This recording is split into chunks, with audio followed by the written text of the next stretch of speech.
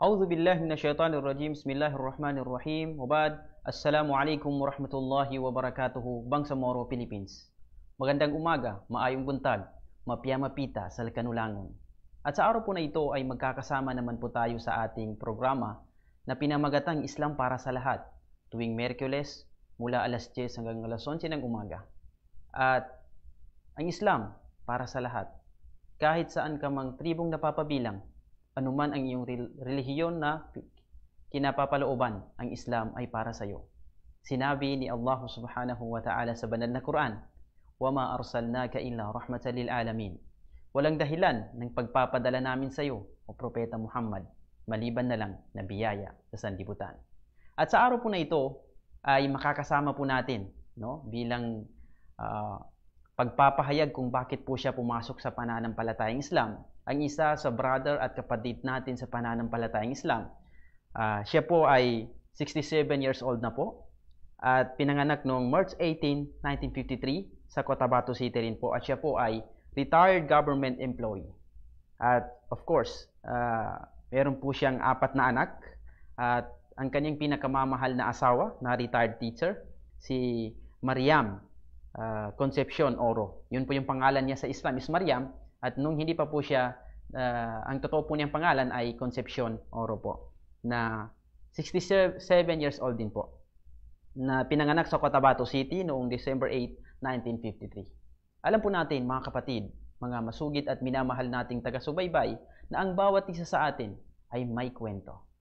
At ito po ang kwento ni Sir Diosdado Oro at sa Muslim niyang pangalan, Muhammad Isa.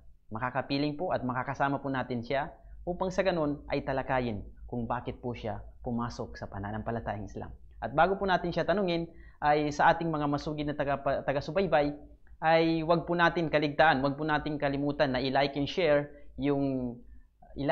at i-follow po natin yung FB page, yung YouTube page, Instagram page, at saka Twitter. And of course, meron po tayong website ng Bangsa Moro Media Production upang sa ganun, yung mga ganitong mga kwento at mga na mga news o katuruan ng pananampalatayang Islam ay lumaganap po sa buong pulo ng Pilipinas. At sa araw po na ito, isasalam po natin ang mahal natin na kapatid.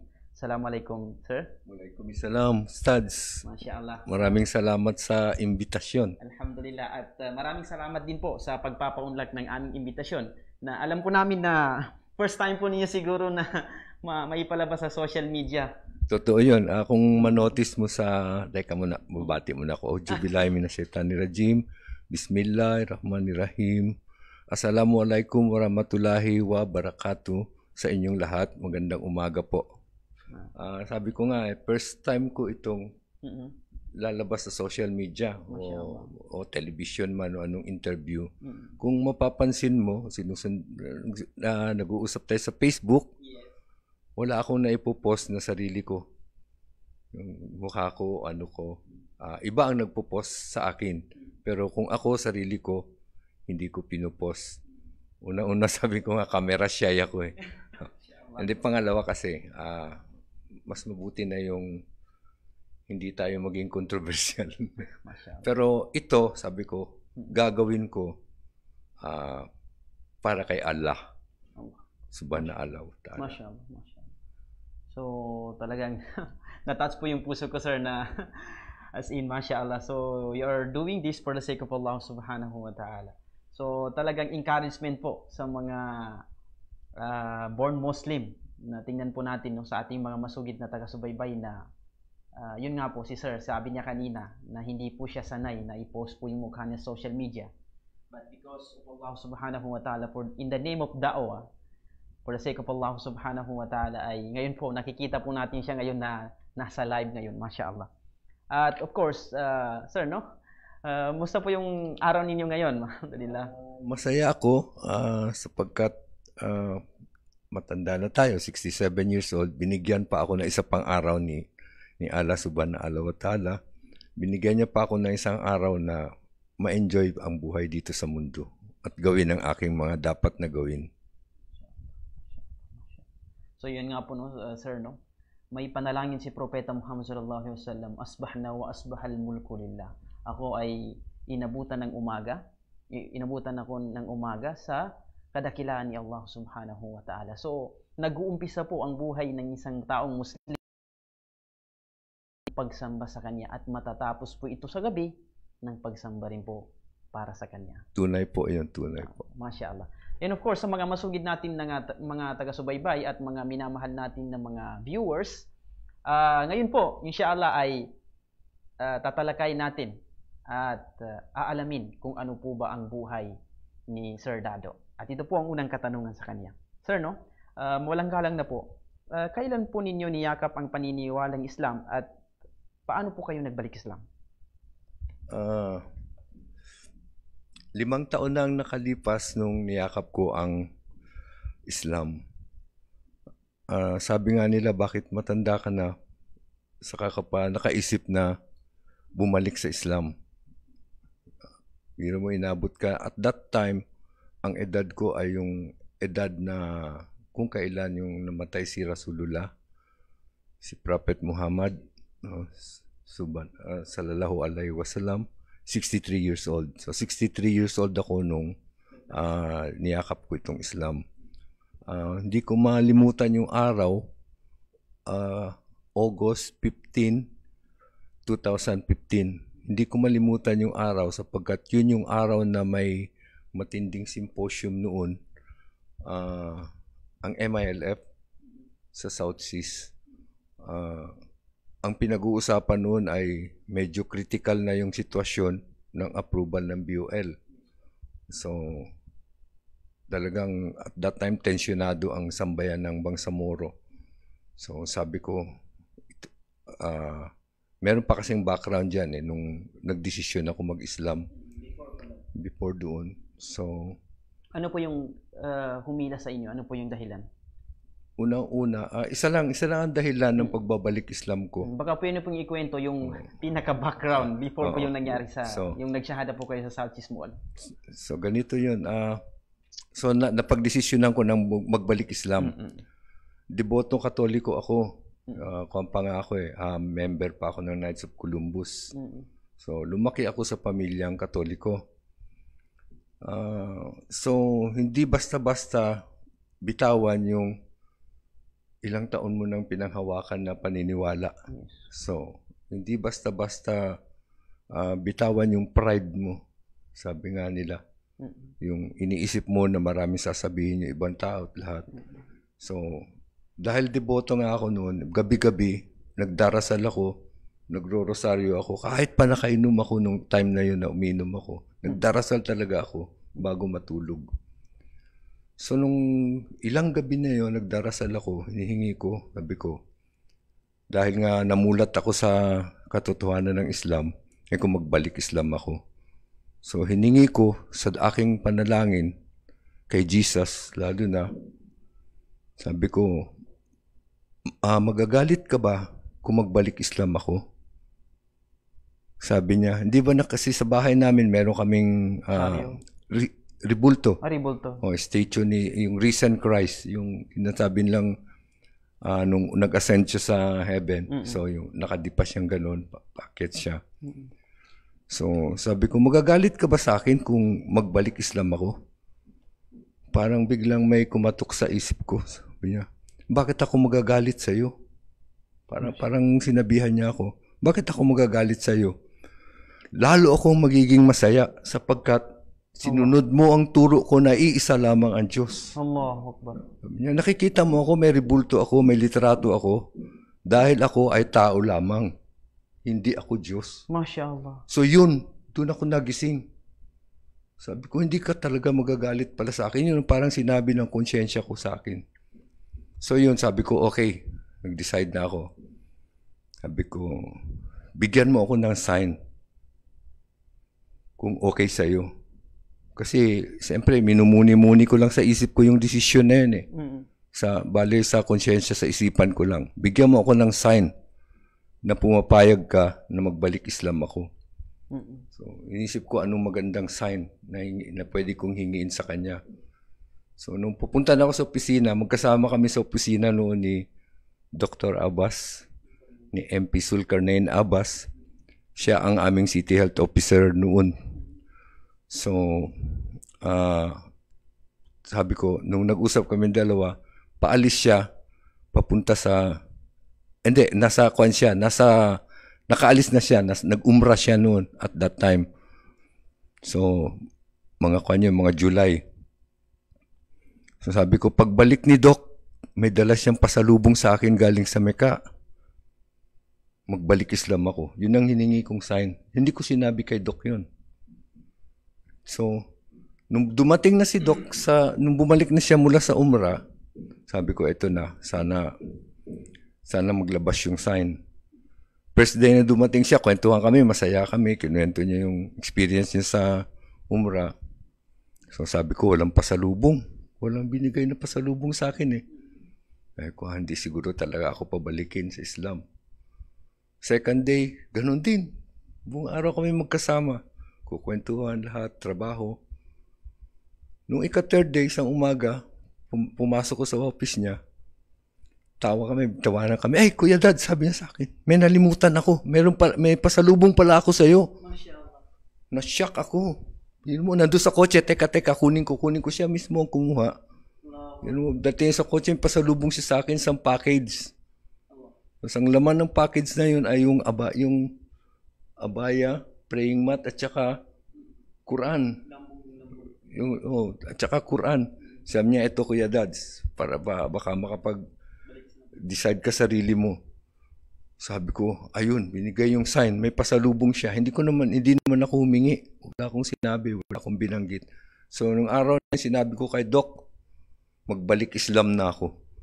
Masayang-masaya siya. Tuwan-tuwa si Doc Abbas noon eh. Tuwan-tuwa siya. So, nung nag-usap and then, sinabi ko pala yun nung time na nakipag-meeting kami dun sa may mayor's office, kasama namin sina Doktora Alu, meron pang iba. Doon ko sinabi sa kanya, Doc, magbabalik Islam na ako.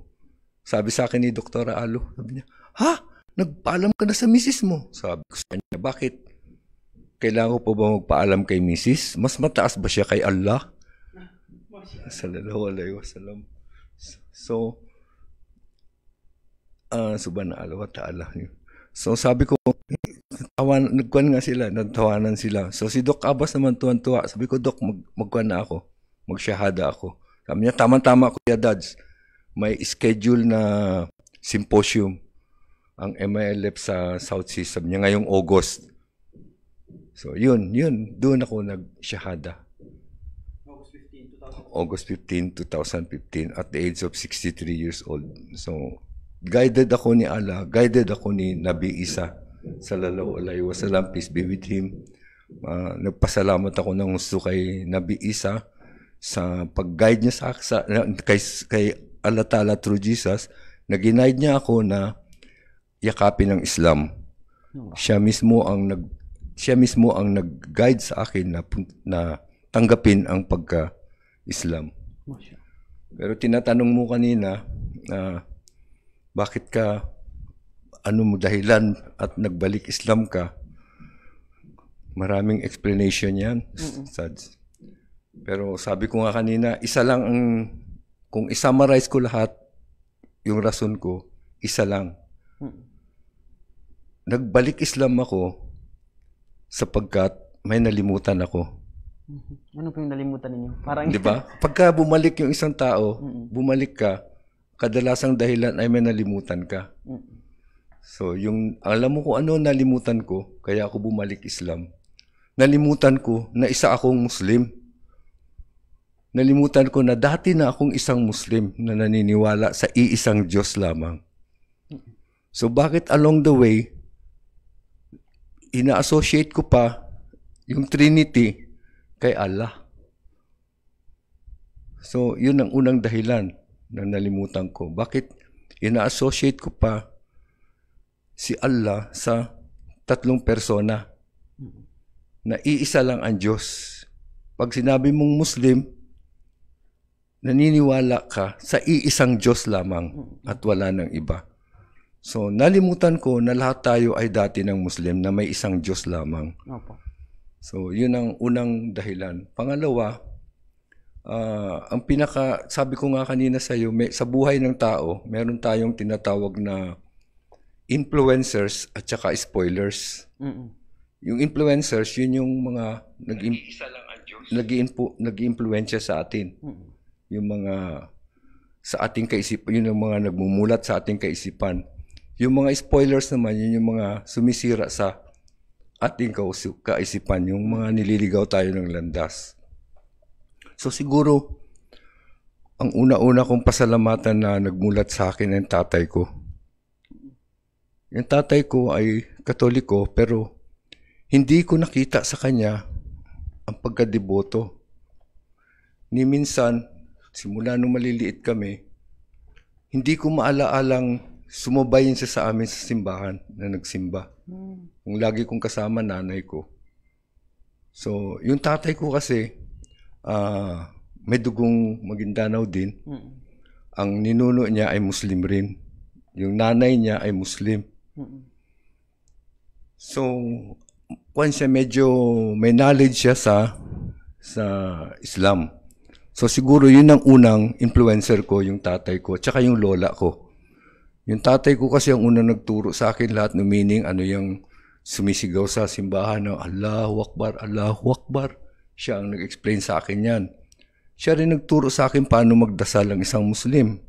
Maliit pa ako yan. Yung tatay mo niyo po? Yung tatay ko, pati ang lola ko, sila rin nagtuturo. Although, mga Katoliko sila, mulat na sila dati sa reliyong Islam. Siguro nga, kaya noon pa man, siguro yung tatay ko gusto nang magbalik Islam, pero hindi pa masyado malakas noon yung impluensya ng dawa o balik Islam program.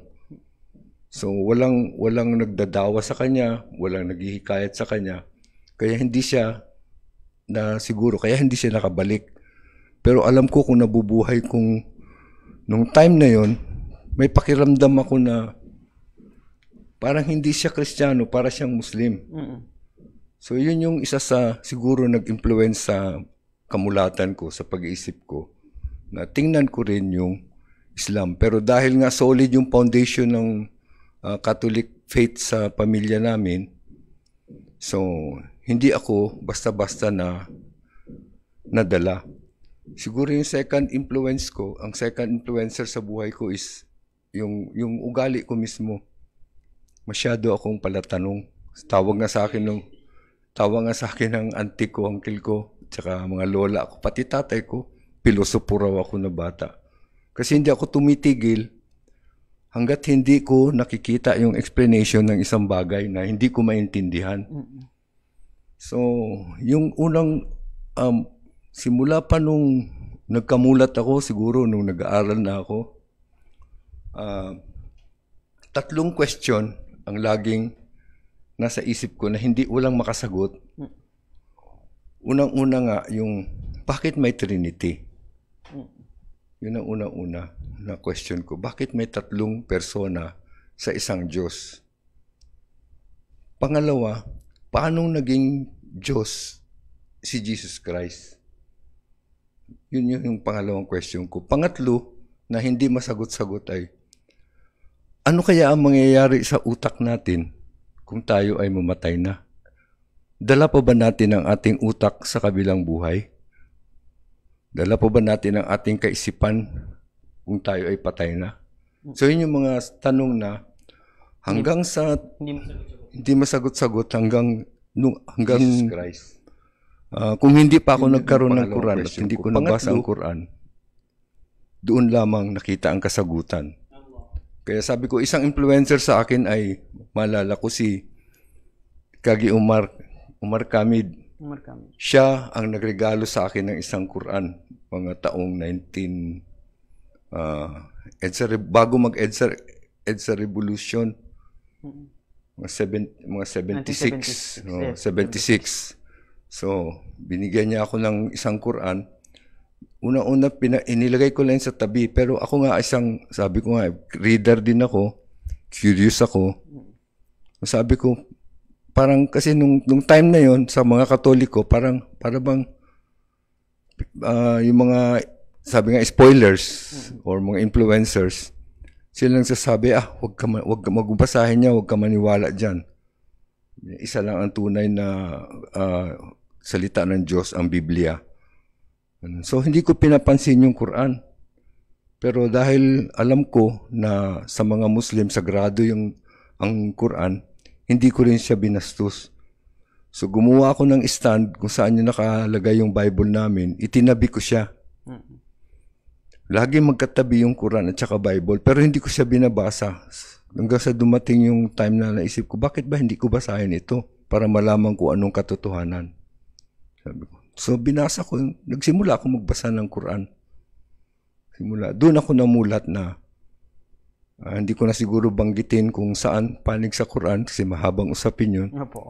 Pero doon ako namulat at doon ko naisip na hindi pwede talagang ituring na Diyos si Nabi Isa, si Jesus Christ. Yes po. Peace be with Him. So, yun yung isang kamulatan na nakita ko doon sa Quran. Pangalawa, yung sagot sa Trinity, nandun na rin. Kasi dahil nga, iisa lang ang Diyos, isa lang talaga ang Diyos. Pangalawa, nakita ko rin, kinumpara ko sa Quran tsaka sa Bible. Sa Bible, lahat ng mga apostoles ni Jesus Christ, peace be with Him, nagsasabi na siya ay Diyos o anak ng Diyos. Pero wala ako nakita ni isang mang talata sa Bible na sinabi ni Jesus Christ, ako ay Diyos. Wala. Kaya nga nung nagtaka yung eldest kong anak, masyadong relihiyosa yun. Tinanong niya ako, bakit ka balik Islam? Sabi sa akin, sabi nung anak ko. Sabi niya, hindi mo ba, ano yun? Sabi ko, isa lang sagot ko sa kanya. Sabi ko, ipakita mo sa akin o ituro mo sa akin sa ang parte sa Biblia, sinabi ni Jesus Christ mismo na siya ay Diyos o anak siya, na siya ay anak ng Diyos. Sabi niya, at magbalik ako, Kristiyano. Hindi nga nakasanggot yung anak ko. So sabi ko, yun yung dahilan ko. Hindi Diyos si Jesus Christ. So, sabi ko nga, kinuwento ko yung divinity. Ang nagmulat sa akin ay ang divinity ni Jesus at ang Trinity. At yung pangatlong katanungan, yung sabi ko sa iyo kanina, hindi masagot-sagot. Yung dalaban natin, yung ating kaisipan, utak natin, pag tayo ay namatay na. Binabasa ko yung surat Al-Kahf. Surat Al-Kahf. So, isang kwento doon, yung kwento nung 3, 5 o ilang kabataan, hindi binanggit yung exact number, na natulog sila sa kuweba. Naglayas sila sa kanilang community dahil masyado ng haram yung mga ginagawa ng mga tao. Mapang-api yung hari. Mapang-api ang hari, tsaka kung ano nung kasalanan ang ginagawa ng mga tao. So nagtago sila sa kuweba. May kasama silang isang aso. Yung aso nagsilbing bantay dun sa bunganga ng kuweba. Si Kitmir ang pangalan. Oh, yun. Tapos natulog sila. Nung pagkagising, sabi nung isa, gutom na ako. Sabi niya, baka pwedeng bumili ka. Ikaw ang bumili ng pagkain. So, inutusan yung kasama niya, bumili ng pagkain, punta sa bayan. Pero huwag mo pagsabihin na nandito tayo. Sabi niya, huwag mo sabihin na nagtatago tayo dito sa kuweba. So, dumating sa bayan. Binayad niya yung coins, pambili ng pagkain. Nagulat yung mga tao nung makita nila yung coins. Kasi nung time na yun, yung coin na yun is parang panahon pa ni Caesar. Parang Augusto Caesar ba yun? Julius Caesar. Sabi nila, saan mo nakuha ito? Sabi niya, 300 years old na yung coin. Sabi niya, saan mo nakuha itong perang ito? Sa amin, sabi niya. Yung ganun. So, hindi na niya sinagot kung ano man. Pero yung mga tao, nagtaka, nagduda na. So, nung umalis siya, sinundan sila ng mga tao. Pagbalik niya sa kuweba, tinanong siya ng mga kasama niya, ilang oras ba tayo nakatulog? Sabi niya, 1, 2, 3, hindi ko alam. Doon nila nalaman na 300 years silang natulog sa loob ng kuweba. Allah. Diba? So, yun yung explanation doon. Doon ko naisip, yung ano ba ang dala ba natin ng kaisipan natin, utak natin pagkatapos kung tayo ay mamatay na. So, ngayon, nagkaroon ako ng konklusyon. Nadala pa rin natin ang ating isip kahit tayo ay patay na. Kasi yung tinatanong ko yung iba noon, sabi nila, syempre, hindi mo nadala kasi patay ka na. Yung meron man sumasagot sa akin, sabi niya, kung wala tayong isip, hindi natin dalang ating isip pagkatapos nating mamatay, bakit pa natin kailangan gumawa ng mabuti o masama? So, wala naman tayong maalaala. Hindi na natin malaman kung naparusahan ba tayo o na-reward, nabigyan ng reward dahil sa kabutihan natin. Wala tayong isip, hindi na natin dala. So, hindi sagot yun.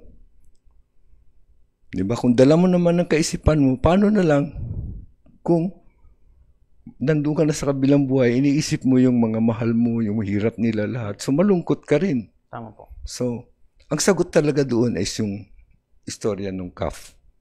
Na kapag ka namatay tayo, para lang tayong natutulog. So, walang diferensya kung isang oras, isang araw, o 1,000,000 taon, pagkagising natin, sabay-sabay tayong lahat magising dahil sa second coming ni Jesus Christ. Peace be upon Him. Lahat, Kristiyano man o Muslim, ay nag-aabang sa second coming ni Jesus Christ. So, yun yung huling paghukom. Yun yung tinatawag na huling paghukom. Sa araw ng paghukom. Sa araw ng paghukom, sabay-sabay tayo lahat na magising. Ang mga buhay, ang mga patay, sabay-sabay na magising. Kahit nung nauna pa naman. Kahit nung 1,000,000 taong ego pa, sabay tayo lahat magising at doon tayo huhukuman. I-judge. Ilitisin ni Allah. Yan ang turo na magkatulad sa Kristiyano man o sa Muslim. So, ganun yun. So, sinagot ng Quran lahat ng katanungan ko.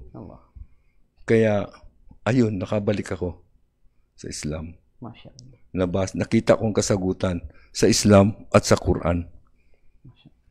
So, Masya Allah, talagang napakaganda po ng kwento ng buhay ni Sir Dado na kung saan sa lahat po ng ating mga masugid at minamahal na taga-subaybay, kung papanoorin po natin, talagang may something na nakakagalak ng puso, nakakaiyak dahil sa ganun na dinaanan kung paano po ninyo pinasok ang pananampalatayang Islam. So, bawat isa po sa atin ay may kwento ng buhay at si Sir Dado, yun po yung kwento ng buhay niya kung paano po niya natuklasan ang katotohanan at kung paano po siya pumasok sa pananampalatayang Islam.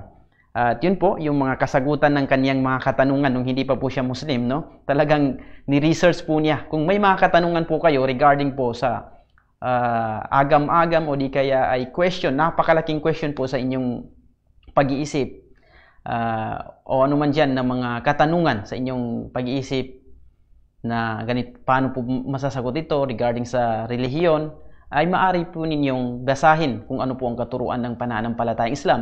Dahil baka po dito po ninyo masasagot yung mga ganun na katanungan, sir, no? At inshallah subhanahu wa ta'ala ay babalikan po natin inshallah ang kwento ni Sir Dado mamaya-maya pagkatapos ng ating break. Pag-uusapan po natin kung ano po ba ang nangyari sa loob ng 5 taon po na ito na pagbabalik Islam ni Sir Dado. Magbabalik po tayo pagkaraan ng break. Assalamualaikum warahmatullahi wabarakatuh.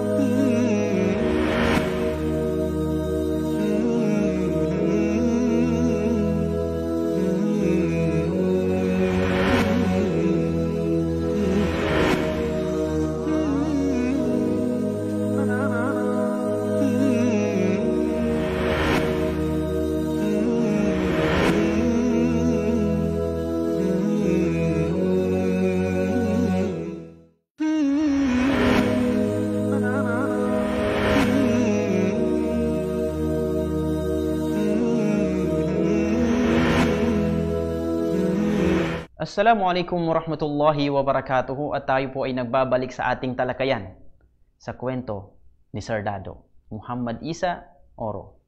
At ngayon po ay bago po natin itanong yung tanong sa kanya kanina po kung ano po yung nangyari sa 5 taon ng kanyang pagbabalik Islam, ay papasalamatan po natin ang lahat ng ating mga viewers, ating mga mahal na taga-subaybay sa inyong pagsubaybay, no? Huwag niyo pong kalimutan yung pag-like and share ng ating mga pages, both page po natin sa FB, Facebook, and YouTube, upang sa ganun ay malaman po nila ang kwento na ito, kwento ni Sir Dado, kung paano po siya pumasok sa pananampalatayang Islam. Of course, syukran po kay Ibn Habib, Shaira Linsema, sino pa? Yes po, Romy Oro, parang kapatid niyo po ito, sir, no? I'm happy for you, brother, mashallah. So, maraming salamat po, Sir Romy, sa inyong panunood. Syukran po. And of course, si Usama Sha'ban, si Jandal Duhako Lulos. Okay? So, yung iba po, hindi ko po nababasa. Yung mga taga-subaybay po natin dyan. So, maraming salamat po sa inyong pagsubaybay at panunood sa ating programa sa ngayon. I-share po natin ang ating live na ito upang sa ganun ay malaman po ng iba ang kwento ng buhay ni Sir Dado. Okay? So, sir, no? Babalikan natin po. Sa pagitan po ng 5 taon ng inyong pagbabalik Islam, maaari po bang malaman kung ano po ang naging karanasan ninyo tungkol sa Islam na ito? Ano po yung discover ninyo? Ano po yung nangyari sa buhay ninyo, sa family ninyo, after na nabanggit niyo po kanina na hindi niyo po pinagpaalam sa family niyo. So, ano po yung karanasan niyo, sir? Assalamualaikum. Alam niyo, sabi ko nga kanina, Ustads, napakahirap na desisyon yung ginawa ko. So, sa 5 taon na yon, ramdam ko yung may masaya, may malungkot sa naging desisyon ko. Ang una-unang nalulungkot ay yung mga kagaya kong dati, yung mga Katoliko. Dati akong Katoliko. Mga kaibigan ko, mga kamag-anak ko na hindi nakakaintindi. So, nararamdaman ko yung pangihinayang nila o yung para bang pagtatampo, hindi ko maintindihan. So, siyempre, sa loob na 5 taon na yon, gaya ng dasal natin lagi sa Al-Fatiha, i-guide mo ako sa tamang landas, sa tamang daan. Idina surat al-mustaqim. So karamihan na naging associate ko ay mga Muslim din. Simula nung panahon na yon, medyo napapalayo ako sa mga Kristiyano kong kaibigan. So mas madalas na ako ngayon sumasabay sa mga kapatid nating Muslim sapagkat naghahanap ako ng marami pa akong mga dapat matutunan sa relihiyong Islam. Una-una sabi nga, late ako eh. Isa sa siguro sa malungkot, pero Masya Allah, yun ang kagustuhan ni Allah na nung time na yun ako dapat magbalik Islam. So, ibubuhos ko yung sarili ko sa pag-aaral kung ano talaga ang Islam. So, paano mag-practice nito at lahat. So, sa experience ko sa loob ng 5 taon na yun, gaya ng lahat ng relihiyon, lahat ng mga sektor, lahat ng mga social na communities, kahit na sa pamilya, merong mga kasama kang masama, may mga kasama ka ring mabuti. Yes po. Papasalamat lang ako kasi konti lang yung hindi magagandang ugali. Pero mas marami pa rin yung mabubuting ugali. Yes. At saka, hindi lahat ay nakikita kong pinapractice kahit na isa siyang Muslim. Hindi lahat pinapakita niya o pinapractice niya yung mga turuang Islam. Marami pa rin meron pa rin naliligaw ng landas. Pero marami pa rin akong naging kaibigan o mga influencers na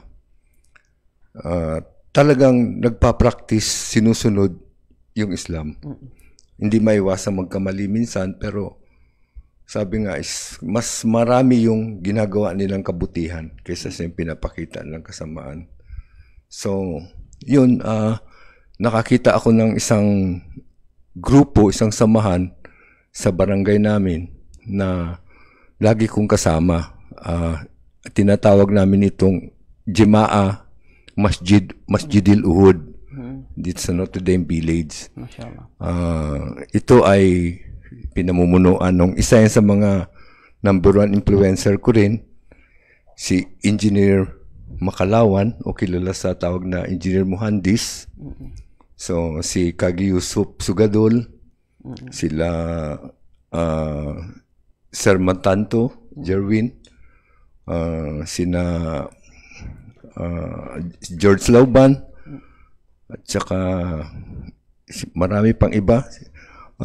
Lahat sila mga kasama ko ay masaya kami at lagi nila akong tinuturuan.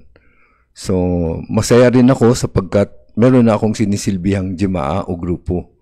So, sila yung mga kapatid ko dyan sa aming barangay, sa aming komunidad. At sila rin yung gumagabay sa akin sa pananampalatayang, isa sa mga gumagabay sa akin sa pananampalatayang Islam. Masaya rin ako sapagkat nandito si Doc Abbas at lalo na nandito kayong lahat. Masyaallah. Sapagkat lalong-lalo na kay Doc Abbas na siyang maraming naituro sa akin tungkol sa katuroang Islam. In fact, isa siya sa major influencer ng decision ko na magbalik Islam sapagkat marami siyang kinukwento sa akin tungkol sa nagdadawa siya sa akin, sa madaling sabi. Nagle-lecture siya kahit na nung hindi pa ako nakabalik Islam. So, maraming salamat, Doc, kung nakikinig ka. Maraming salamat kina Engineer Makalawan, kina Kagi Yusuf, at sa iba ko pang kasamahan sa Jimaa na yan, sa Ustads Kardawi, kay Ustads Alex, sa lahat sa inyo. Hindi ko na siguro banggitin lahat. Pero, yun yung mga hinabi nga, ibinigay sa akin ni Allah para gumabay sa akin sa pagtahak sa landas ng Islam. So, marami akong nakita, kahit na sa Facebook, minsan, marami mga trivial na bagay na naghahati-hati sa ating mga Muslim. malilit na bagay, lalo na kapag ka ang issue ay hindi nakasaad sa mga hadith o sa mga panuntunan, pinapalaki dahil sa maling interpretasyon sa Quran. So, nagkakanya-kanya na interpretasyon, kaya nagkakahati-hati. Pangalawa, sabi ko nga, siguro ang isang malaking dawa na kailangan natin gawin ay dawa para sa mga kapatid mismo natin na dati ng Islam, na pinanganak ng Islam. Sapagkat naintindihan ko rin yung dala natin yung nahati kasi ang Moro ay nahati sa dalawang pagkamulat. Yung sa tradisyon at saka sa relihiyon. Ang masakit nito kadalasan ay dala-dala pa rin natin yung tradisyon. Na hindi naman natin kasalanan dahil namulat tayo sa pang-aapi. Tama po. Kaya nga tayo nagrevolusyon. Kaya nga lumaban tayo para magkaroon ng sariling bangsamoro. Dahil tayo ay naapi for several centuries. Hindi lang decades simula nung simulan natin yung jihad. Pero centuries dahil panahon pa ng Kastila, inaapi na tayo. At dito ko nakita yung ganda ng Islam. Ang Islam para sa ang mga mananampalataya ay talagang lalaban upang ipagtanggol lamang ang reliyong ito at ipagtanggol ang pangalan ni Allah. Ganon din yung nabasa ko sa historya sa Middle East. So, ang isip ng mga tao, yung pag-uugali ng mga Muslim ay barbaric, matatapang. Kasi kahit nasa kwento nung panahon pa ni Prophet Muhammad, peace be upon him, lumalaban sila sa giyera. Pero lumalaban sila hindi dahil sa gusto nilang mag-conquer o ano man, kung hindi dahil gusto nilang i-liberate yung mga naapi ng mga hari sa lugar na yun. So lumalaban sila upang i-promote ang Islam at saka ipakilala si Allah sa mga taong gustong makilala si Allah na iniipit, na inaalipin ng mga hari. So yun yung dahilan. Ganon din dito sa atin sa Pilipinas. Tayo sinakop, paulit-ulit na ito na kwento, alam na ito ng lahat, na kung hindi pumasok dito yung si Magellan o mga Espanyol, Moro tayong lahat, Muslim tayong lahat, malamang. So, pero Moro ang Muslim sa Mindanao, hindi talaga kailanman sakop, lumaban, kahit na Amerikano. So, siguro, dahil maraming namatayan ng mga ninuno, yung galit at puot sa dibdib natin, yung bangis, na-develop sa katauhan ng Bangsamoro. So, kaya naintindihan ko ngayon kung bakit medyo merong iba na dala pa rin yung tradisyonal na ugali, pero hindi yun Islam. Yun ay ugaling Moro. Ang ugaling Islam ay perpekto. Mabait. So kung may ginagawa mong mali ang isang tinatawag nating Muslim na Moro, yun ay dahil sa tradisyon naman ng tradisyon. So sabi ko, siguro isa sa dawa gaya ng panawagan ni Chief Minister Kagi Murad, hindi lang moral governance, kung hindi yung tinatawag na values transformation sa ating mga kapatid. Para makita nila at maisabuhay nila, ma-practice nila ang tunay na katuroang Islam sa kanilang buhay. Hindi lamang sa salita, sa pagsambayang, sa pagdasal, kundi sa lahat ng gawain.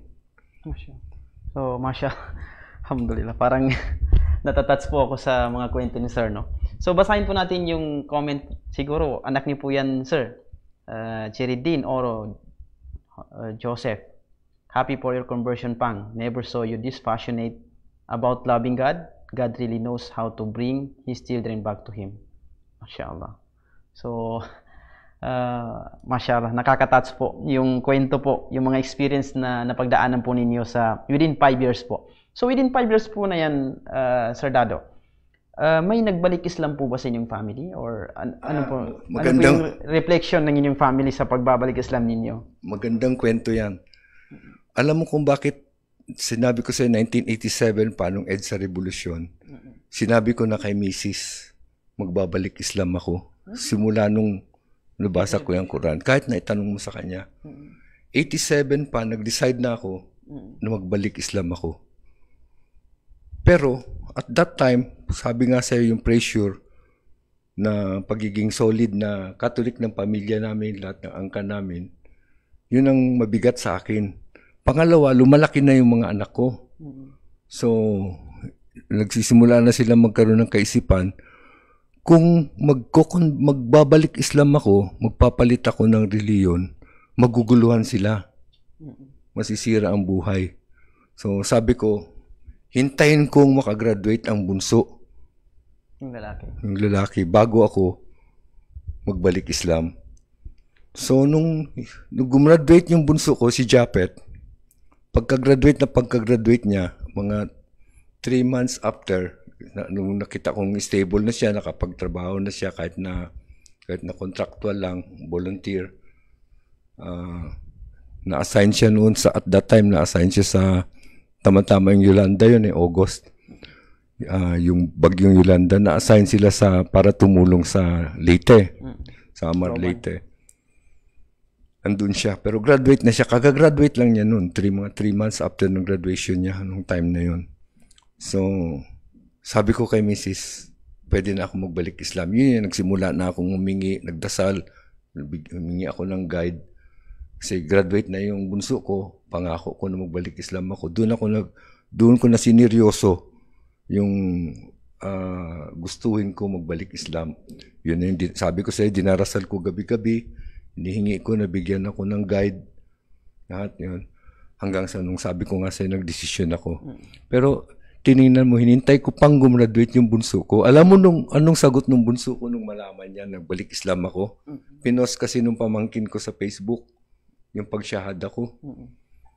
Nung makita nung anak ko, doon mismo sa Leyte, mga Muslim yung kasama niya, doon mismo sa Leyte, nagsyahada siya. Allahu Akbar, Masya Allah. Yung pala, nagtaka ako, bakit nung high school pa yan, dinadala namin, sinasama namin sa simbahan, ayaw niya sumama.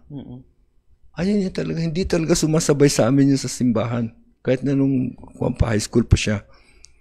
So yung pala, nung high school pa, gusto niya na rin maging Muslim. Gusto niya rin mag-Islam. So sabi ko, biro mo, hinintay ko pa siyang gumraduate, noon pa pala ako dapat nagbalik Islam. So yun yung masayang kwento doon. So yung bunso kong si Japet ay balik Islam. Si Mrs., hindi ko pinilit yan. Sabi nga sa'yo, 5 taon bago siya nagdesisyon din simula nung pag-Islam ko. Hindi ko siya pinilit. Ipinakita ko lang sa kanya yung pagmamahal at ugali ng isang Muslim sa asawa. Wala akong ginawa, hindi ko siya pinipilit, hindi ko sinabihan sapagkat yung nga sabi, walang compulsion sa Islam. Compulsory. Na sarili mo ang magdidesisyon. Kayo ni Allah sallallahu alaihi subhanahu wa ta'ala. All praises be unto Him. Kayong dalawa ni Allah ang nag-uusap. Hindi ang sino pa man. So, yung desisyon na yan is dapat sa kanya manggaling. So, wala akong ginawa kundi pakita lang na paano maging mabuting asawa sa kanya para sabi nga, nagbago din kasi yung ugali ko dating maraming nawala sa akin yung pala yung mga nagturo sa akin. Una-una yung pasensya, yung sabar. Ako ang taong mainitin ng ulo, walang sabar. May kwan din ako, hindi rin ako nagpapatalo, ganun. Sa mga arguments. Yan ang pagpapakumbaba, isa sa mga naturo sa akin yun. Allah Akbar, Masya Allah. So, after 5 years, nung last month lang, nagulat ako, sabi ni Mrs., magbalik Islam ako. Tuwan-tuwa ako. Alam mo, mahal na mahal ko yung asawa kong yan. Parang napakabait niyan. Parang wala akong masabi sa ugali niya, wala akong masabi. Sabi nga sinusunod niya, tinatahak niya yung landas ni Mama Mary, ni Mariam. Ganun yan kabait. Hindi yan marunong magalit, hindi marunong, nagagalit siya pero panandalian lang.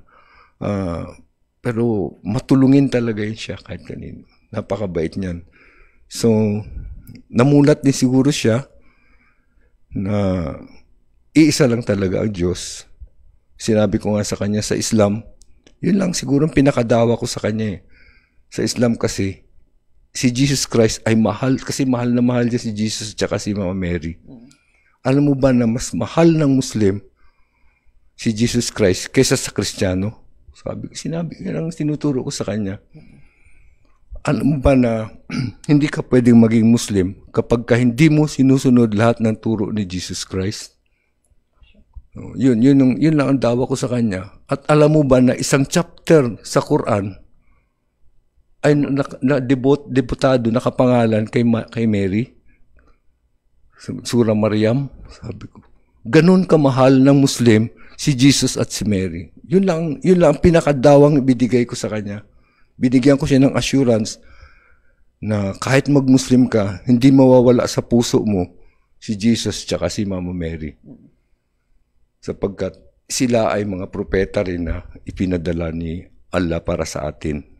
Pero si Prophet Muhammad naman, sinundan niya ang katuruan ni Jesus Christ at ikinurek niya ang mga ginawang pagkakamali ng mga nagkiklaim na Kristiyano na sumusunod sa kanya.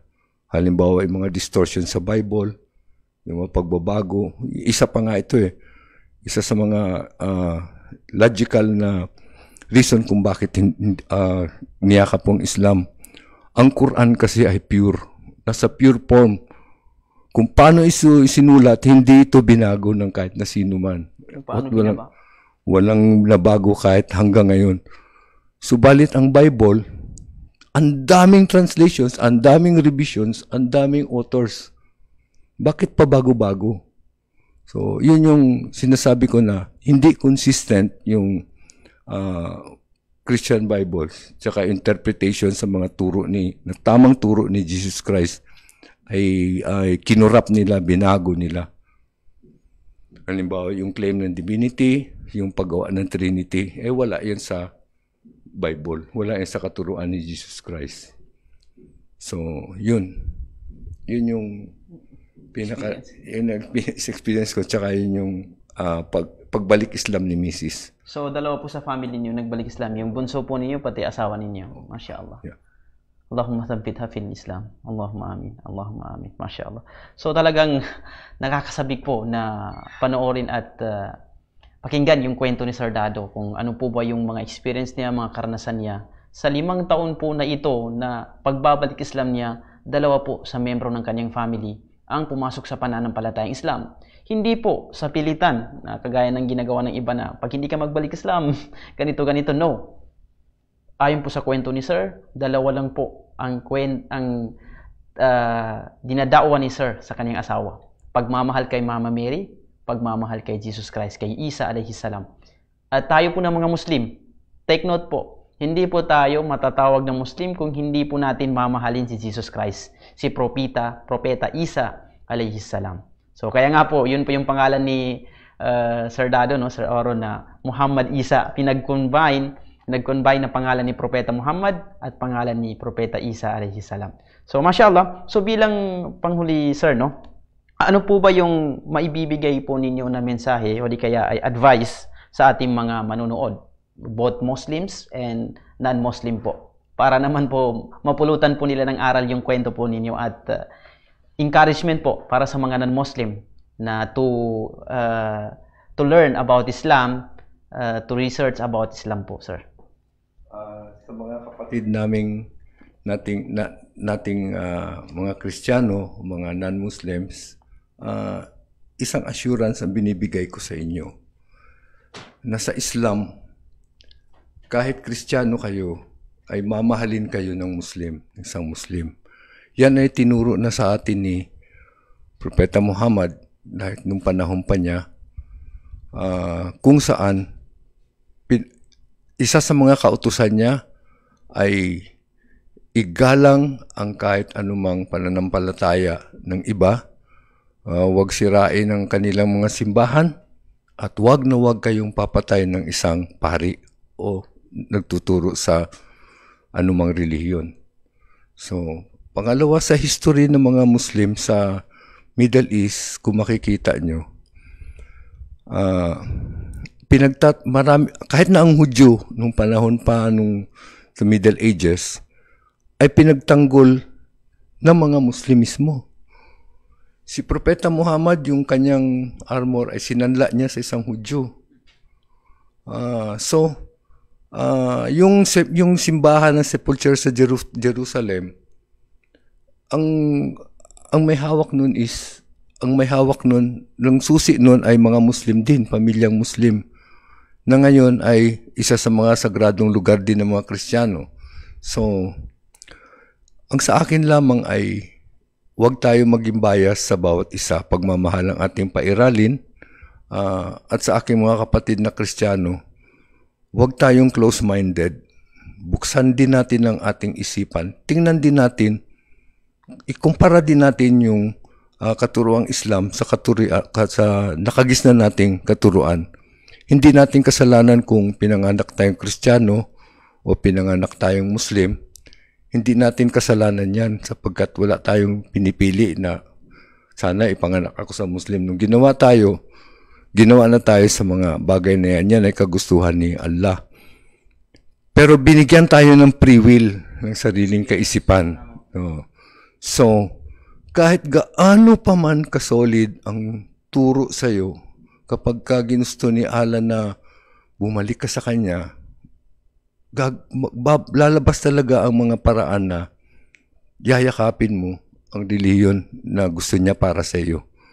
So, yung kamulatan, ang importante ay, sabi ko nga, may influencers, may spoilers. Huwag lang tayong dumikit lagi sa mga nag-impluensya sa ating kaisipan. Humanap din tayo ng iba na baka mas maganda pang impluensya sa buhay natin. Bigyan din natin ng pagkakataon, i-open natin ang ating puso't kaisipan sa pagtingin sa iba pang reliyon. At kung gaya nung Islamophobia na sinasabi, sabi ko nga is, i-differentiate natin yung tradisyon sa relihiyon. Yung tradisyon, hindi mo masisi kung sa Moro man dito sa atin matatapang, kung kita mo mga mababangis lumalaban dahil sa pinagdaanan sa buhay ng mga Moro. Kung sa yung namang mga Islamophobia, maliit na porsyento lamang ng sekta ng Islam ang humiwalay sa tamang landas. Yun yung mga tinatawag na extremist, mga Islamist. Napakaliit lang po nila. Siguro wala pa silang 1% sa lahat ng Muslim sa buong mundo. So, sabi nga is, bigyan natin ng pagkakataon ng ating sarili na pagnilay-nilayin, na basahin, o pag-aralan ng Islam. Ganun din, dapat din ituring natin ang bawat isa na parang magkakapatid, may respeto sa bawat isa, sapagkat lahat naman tayo dati ay Muslim. Isa lamang ang dapat na paniwalaan, si Allah lamang. So, yun yung sabi ko nga yung 3 dahilan na yun, baka pwedeng pag-isipan ninyo, pagnilay-nilayin ninyo, kung ano man ang desisyon, kung may mga mali man ako nasabi, patawad. Kung may natsagasaan man ako sa aking mga nabanggit, patawad din po ang aking hiling. Hindi po ako perpekto, nagkakamali rin. Ang hinihingi ko lang ay paggalang sa bawat isa.